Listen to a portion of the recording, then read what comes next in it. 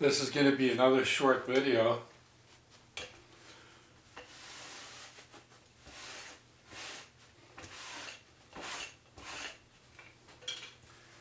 And what I did is I made my first muslin watch pocket and pocket shield. I'm not really using denim, I'm just using this for contrast, visual contrast. But what I'd also done earlier was I'd practice on denim. And what I like is denim is really quite thick compared to muslin. I really enjoyed it because I am slowly but surely getting better.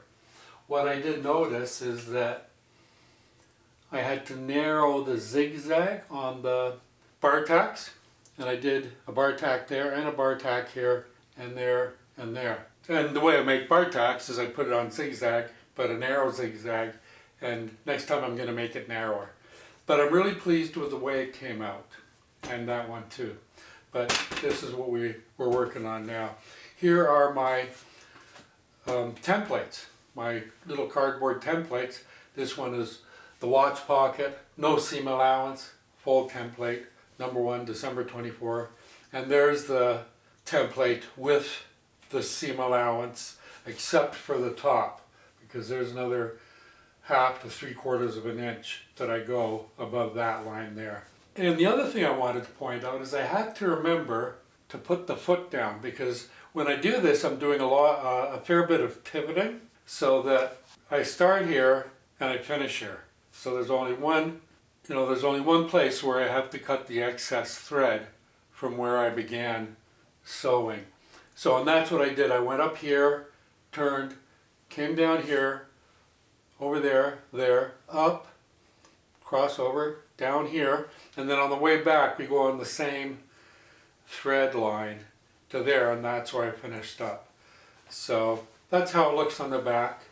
The other thing I had to learn really soon, really quick, is that this here, this opening here, it has to be stitched or sewn before you put the pocket on the pocket shield. Because I did that once too. It was like, oh geez, I don't have a pocket because I sewed it. So that's what I did this evening. And this is my second video, short video. Well, it's my second video of this year. So I'm slowly warming up to get back to work and having fun. Here is the yard meter of muslin that I was using, so I had that. As you can tell, I use my ironing board as a work table. I like it because using the ironing board I'm able to stand as I measure and cut.